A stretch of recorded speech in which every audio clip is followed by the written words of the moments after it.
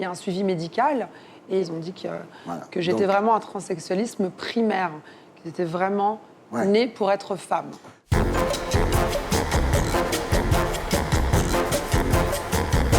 Inès, rebonsoir. Alors, contrairement à ce que dit Michel Onfray, je n'invite pas que des routiers transsexuels dans mon émission, mais aussi des mannequins transsexuels. Voilà. Magnifique. C'est marrant, j'arrive pas à vous imaginer en homme. Vous me direz, vous non plus, vous n'arriviez pas à vous imaginer en homme. Pourtant, je l'étais. Eh oui. Qu'est-ce qui nous dit, en fait, que vous n'avez pas toujours été une fille sublime et vous avez inventé cette histoire de transsexuel pour faire parler de vous? Elle est bonne, celle-là. Et en plus, j'ai déjà pensé, je me suis dit qu'un jour, je devrais faire croire qu'en fait, j'ai inventé tout ça. Mais non, non, vraiment, je suis transsexuelle, c'est vrai. Ouais. J'étais un garçon. J'ai décidé de mon plein gré de devenir une femme et, voilà. et je l'ai fait. Est-ce une fille ou un garçon? Un garçon aux cheveux longs, une fille en pantalon, c'est là la question. Alors Inès, vous êtes donc née garçon le 18 mars 1990 à Paris, mère franco-marocaine, père algérien. Alors à l'âge de 16 ans, vous commencez à prendre des hormones que vous commandez avec la carte de crédit de votre mère, quand même. Ouais, En cachette de votre mère? En cachette. Donc mes parents, donc je viens un petit peu du ghetto, de la banlieue parisienne, et c'était un peu compliqué de leur dire à cet âge-là. Et je me suis procuré des hormones un peu sur le black market avec la carte de ma mère. Et 1 an et demi après, un jour, elle a ouvert la porte de la salle de bain, j'avais déjà les petits seins. Ah oui. Je me dis, oh mon Dieu, qu'est-ce qui se passe? Et là, j'ai dû leur expliquer, je leur ai dit, c'est trop tard, voilà, je vous explique. Ils ont très bien accepté, finalement. Ils non l'ont très très bien Votre cousin accepté. Nabil aussi vous a beaucoup aidé. Oui, beaucoup aidé. Ouais. Non, Vous avez ça s'est très bien passé. Ça s'est plutôt bien passé, ce qui est... Très très bien passé, je suis chanceuse quand même.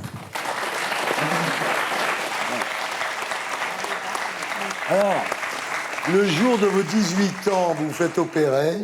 Oui. Alors, vous n'appelez pas ça changement de sexe, mais transition. Hein. Une transition, oui. Je le vois plutôt comme une réincarnation vivante de moi-même. Et c'était comme ça que je devais être. Je ne me suis jamais posé la question. Je me suis fait opérer directement et c'est ce qu'il fallait vraiment que je fasse. Et de ce jour, ma vie a complètement changé. Et je suis très heureuse de l'avoir faite. Alors, en France, le transsexualisme n'est plus inscrit sur la liste des maladies mentales depuis 2010. Donc, ça fait 6 ans, hein. C'est pas si vieux. Grâce à Roselyne Bachelot. Oui. C'est absolument incroyable. Une animatrice de D8. Je crois qu'on peut être fier du groupe Canal+.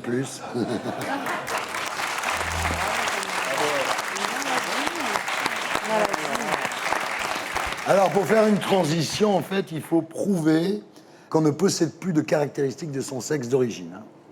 Bah, c'est-à-dire, en fait, qu'on voit des médecins, des psychiatres, des psychologues. On ne fait pas ça comme ça. Hein. Il y a un suivi médical. Et ils ont dit que j'étais vraiment un transsexualisme primaire, que j'étais vraiment née pour être femme. Voilà, alors par exemple, vous avez dû rater un créneau pour montrer que vous étiez une femme. Voilà, c'est ça. D'accord, j'ai compris. Non, mais c'est ça. Alors on revient à votre vie. Donc dès l'âge de 14 ans, vous accompagnez votre mère au bain-douche. Oui, c'était une fêtarde. On s'est vu peut-être. Peut-être. Alors, c'est Vous comme ça. m'auriez pas reconnu, hein, ça c'est sûr. C'est comme ça que vous rencontrez David Guetta. Et ensuite, vous travaillez avec David comme danseuse. Je voulais absolument être danseuse au Pacha Ibiza. Voilà. Je voulais être danseuse, c'était mon rêve en fait. Et c'est là que ma vie de femme a commencé. Je suis partie de Paris, j'étais à Ibiza, Miami, partout. J'ai suivi David en tournée et c'était de belles années. Ensuite, vous revenez à Paris, vous êtes physionomiste au Man Ray. Oui. Et c'est là que vous êtes repérée par une bookeuse de l'agence Angels. Exactement, à Paris. Ouais. Et c'est comme ça que j'ai commencé le mannequinat. Mais sans dire que j'étais transsexuelle. Toujours pas. J'ai commencé en tant que femme. Voilà. À l'âge de 23 ans, vous partez à New York. Et c'est là que vous décidez d'assumer publiquement votre transsexualité. Exactement. Voilà. Alors, ce que vous dites, c'est qu'il y a beaucoup de transsexuels qui ne s'avouent pas transsexuels par peur d'être embêtés.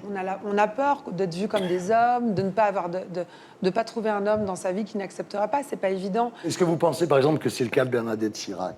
Bah, je me suis posé la question.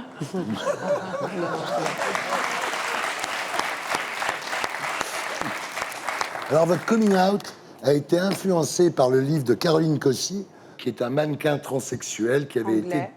voilà, qui avait été James Bond Girl, Oui. avec Roger Moore. Et alors, comme Caroline Cossy, en 1991, vous, en 2014, vous posez nu dans le Playboy américain. Comme la première transsexuelle à être dans le magazine Playboy américain, C'est dingue. avec interview, etc. Très, très beau. Ryan McGillet. Alors là, vous tapez dans l'œil de l'agence Marilyn, qui est une grosse agence, À New York. Oui. et vous faites votre première série de photos avec un mannequin qui s'appelle Tyson Beckford. Tyson Beckford, oui. Extraordinaire photo. Ça a eu, cette série a fait un énorme buzz parce qu'en fait, Tyson ne savait pas à l'époque. J'ai fait mon coming out après et je ne l'avais pas du tout organisé. J'ai décidé de faire mon coming out du jour au lendemain. Mais il l'a très bien pris. Très, très belle photo. Alors, vous dites, je rêve de trouver un mari qui m'accepte comme je suis. Je rêve même d'un mariage traditionnel. Oui, traditionnel. Je suis assez traditionnelle. Vous voulez vous marier en blanc, en fait. Oui. On en a déjà parlé avec Jean-Paul pour la robe. Voilà. Alors, ce qui est un peu compliqué quand même, par exemple, c'est que vous avez eu un petit ami pendant 1 an. Il ne savait pas que vous étiez transsexuel et quand vous lui avez dit, J'ai eu cœur brisé qui m'a quittée. En il fait, vous a quitté.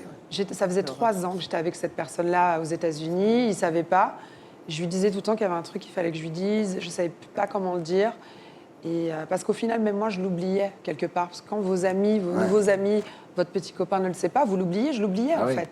Et quand je lui ai dit, il l'a mal pris, il m'a quitté. Mais bon, c'est la vie, je ne regrette pas. Ouais. J'ai rencontré quelqu'un d'autre depuis qui est extraordinaire. Incroyable histoire, non, Jean-Paul? La robe, d'accord. On se reverra pour la date et... Et pour être sûr de ne rien rater de Inarditube, abonnez-vous et mettez un pouce bleu.